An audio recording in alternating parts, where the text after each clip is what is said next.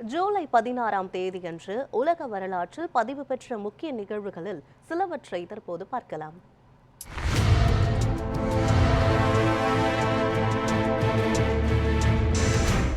ஜூலை 16, 1856 கைம்பெண் மறுமணத்திற்கு சட்டப்பூர்வ அங்கீகாரம். விதவைகள் மறுமண சட்டம் என்பது இந்தியாவில் விதவைகளுக்கு மறுமண உரிமையை சட்டப்பூர்வமாக வழங்கிய ஒரு வரலாற்று முக்கியத்துவம் வாய்ந்த சட்டமாகும். இந்தியாவில் கணவனை இழந்த கைம்பெண்கள் மறுமணம் செய்யும் உரிமை மறுக்கப்பட்டிருந்தது. இதனால் அவர்கள் தங்கள் வாழ்க்கையை தனிமையிலும் துன்பத்திலும் கழிக்க வேண்டிய கட்டாயத்தில் இருந்தனர். இந்த முறையை எதிர்த்து குரல் கொடுத்தவர்கள் பலர் இருந்தாலும் ஈஸ்வர் சந்திரா வித்யாசாகர் என்பவரது பங்களிப்பு முக்கியமானது.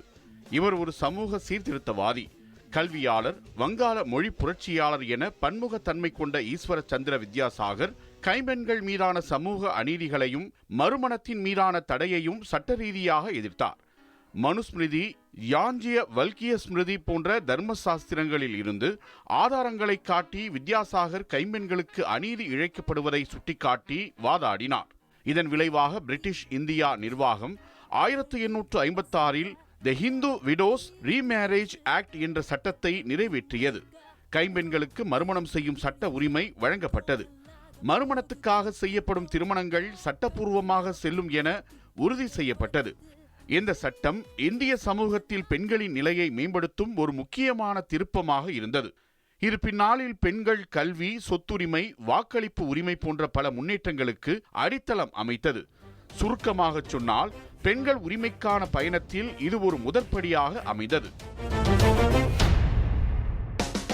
ஜூலை 16, 1990 உக்ரைன் சுதந்திர மாநாட்டு பிரகடன தினம். 1980களில் சோவியத் ஒன்றியம் பொருளாதார மந்தம், அரசியல் சீர்திருத்தங்கள் மற்றும் மக்களின் எழுச்சியால் பலவீனமடைந்தது. அப்போது சோவியத் தலைவர் மீகையில் கார்பச்சேவ் தனது பெரத்ஸ்ட்ரோய்கா எனப்படும் மறுகட்டமைப்பு மற்றும் கிளாஸ்நாஸ்ட் எனப்படும் வெளிப்படைத்தன்மை கொள்கைகள் மூலம் சோவியத் நிர்வாகத்தை சீர்திருத்த முயன்றார். இந்த சீர்திருத்தங்கள் மூலம் குடிமக்கள் தங்களது கருத்துக்களை வெளிப்படுத்த முடிந்தது. தேசியவாத உணர்வுகள் வலுப்பெறத் தொடங்கின. சோவியத் கூட்டாட்சியில் இருந்த குடியரசுகள் தங்களது தனி உரிமைகளை கேட்பதற்கும் இந்த சீர்திருத்தங்கள் வழிவகுத்தன. உக்ரைன் சோவியத் ஒன்றியத்தின் ஒரு முக்கிய குடியரசாக இருந்தது. சோவியத் கூட்டாட்சியிலிருந்து விலகி தன்னாட்சி அமைப்பாக செயல்பட உக்ரைன் மக்கள் விரும்பினர். இதையடுத்து உக்ரைன் பாராளுமன்றம் 1990ஆம் ஆண்டு ஜூலை 16ஆம் நாள் declaration of state sovereignty of Ukraine என்ற பிரகடனத்தை வெளியிட்டது. இதில் உக்ரைன் ஒரு தன்னாட்சி நாடு என அறிவிக்கப்பட்டது. தன் நாட்டின் சட்டங்கள், பொருளாதாரம், பாதுகாப்பு மற்றும் சர்வதேச உறவுகள் மீது முழுமையான உரிமை கொண்டிருக்கும் என கூறப்பட்டது. உக்ரைன் குடியுரிமை, நாணயம் மற்றும் சுய இராணுவம் பற்றிய பிரகடனங்களும் அதில் இடம்பெற்றன. இந்த பிரகடனம் உக்ரைனுக்கு உடனடி தன்னாட்சியை வழங்காவிட்டாலும் 1991ஆம் ஆண்டில் முழுமையான சுதந்திரத்திற்கு இதுவே வழிகாட்டியாக இருந்தது. இந்த பிரகடனத்தின் அடிப்படையில் வாக்கெடுப்பு நடத்தப்பட்டு 1991ஆம் ஆண்டில் உக்ரைன் பாராளுமன்றம் உக்ரைனின் முழுமையான சுதந்திரத்தை அறிவித்தது. உக்ரைன் சுதந்திரம் என்பது அக்கால அரசியல் மாற்றங்களின் உச்சமாகும். இது ஒரு கட்டுப்பாடான பேரரசில் இருந்து ஒரு சுதந்திரமான ஜனநாயக நாடாக மாறிய பெரும் வரலாற்று சம்பவமாகும். 1945 ட்ரினிட்டி டெஸ்ட், உலகின் முதல் அணுகுண்டு சோதனை. இரண்டாம் உலகப் போரில் ஜெர்மனி மற்றும் ஜப்பானுக்கு எதிராக வெற்றி பெற அமெரிக்கா அணு ஆயுதங்கள் உருவாக்கும் முயற்சியில் ஈடுபட்டது. மான்ஹாட்டன் ப்ராஜெக்ட் என்ற பெயரில் அமெரிக்காவின் ரகசிய அணு ஆயுத திட்டம் தொடங்கப்பட்டது. 1942இல் தொடங்கிய மன்ஹாட்டன் ப்ராஜெக்ட் திட்டத்தின் கீழ் பல விஞ்ஞானிகள் ஜே. ராபர்ட் ஓப்பன்ஹைமர் தலைமையில் பணியாற்றினர். மிகுந்த ரகசியமாக இத்திட்டம் முன்னெடுக்கப்பட்டது. இத்திட்டத்தின் கீழ் புளூட்டோனியம் 239 கொண்டு அணுகுண்டு உருவாக்கப்பட்டது.